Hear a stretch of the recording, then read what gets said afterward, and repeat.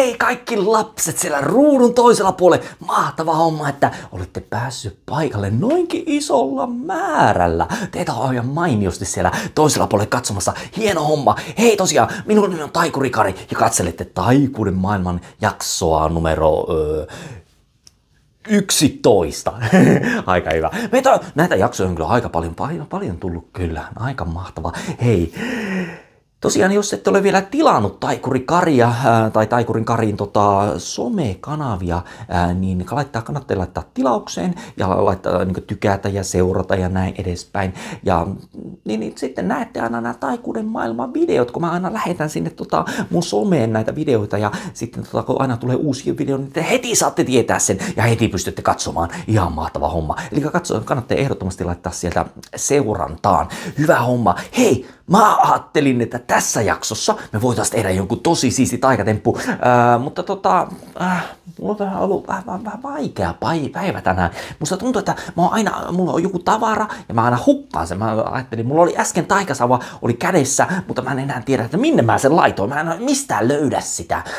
Ei kyllä näy missään sitä taikasauva, olikohan se tuolla tai missä se taikasauva, tiedättekö missä se voisi olla? Se missä? Ai siis tuolla takana tai missä takana? Eikö? Aika kainalossa. No ei täällä kyllä mitään taikasauhaa ole. Mutta siis missä? Toisessa. Okei, siis onko se ei täälläkään kyllä näy mitään taikasauhaa. Okei, jos te näette sen, minne se mukaan se? Eihän se, mä sanoin, että se ei ole täällä. Mä sanoin, että se ei ole tuolla ollenkaan, koska se kainalo on ihan tyhjä. Okei, siis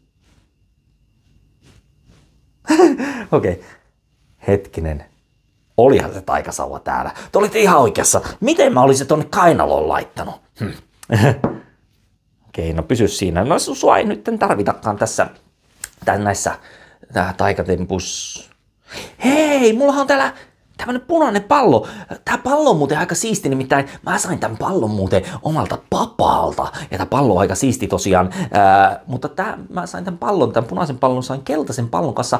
Keltainen pallo, no totta kai se on jossakin hukassa. Mä oon tosi huono mun tavaroiden kanssa. Ne on koko ajan jossakin, eikä mä oikeastaan löydä niitä mistään. Mutta mä oon aivan varma, että se keltainen pallo on kans täällä jossakin pyörimässä tai hyörimässä. Eli jos näette sen keltaisen pallon jossakin täällä, niin sanokaa sitten, että keltainen, ja osoittakaa vaikka sormella se keltainen, niin mä varmasti löydän sen sitten. Hei, harjoitellaanpa muuten pikkusen. Kun lasken 3, niin kaikki siellä toisella puolella huudatte, että keltainen, ja osoitetta sormella näin, keltainen. Okei, kokeillaan. Okei, 1, 2, 3, keltainen. Okei. No tuo oli aika hyvä. Hienosti huudettu siellä, okei. Se meni aika mainiosti. Okei, hei, mutta jos tää tosiaan näkyy sitä keltaista, niin huutakaa sille. Se mitä?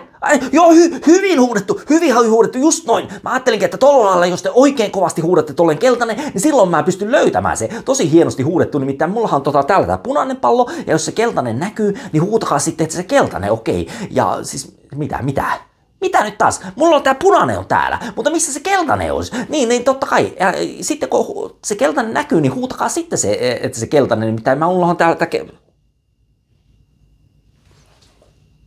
Hetkinen. Oliko mulla se punainen pallo? Niin mulla oli se punainen pallo oli hukassa ja se keltainenhan mulla oli tässä näin. Mutta tosiaan, jos sitä punaista palloa näkyy, niin huutakaa, että punainen, niin tää olisi mukava löytää se punainen pallo. Mäkin on vähän omitunnetta siis. Hetkinen. Vaihtoko tää pallo just väriä? Vaihtoko? Okei. Tehdäänpä semmonen homma, lapset, että kun katson tonne toiseen päin, tehdään testi. Okei, minä katson tonne toiseen päähän, enkä näe missäköhän se punainen tai keltainen pallo mahtaisi olla, niin se vaihtuu. Mäkin näkin pikkusen, että se vaihtuu. Okei, aika hyvä. Tää pallo on aika taitava kyllä. Tää tekee kyllä aika mahtavia juttuja.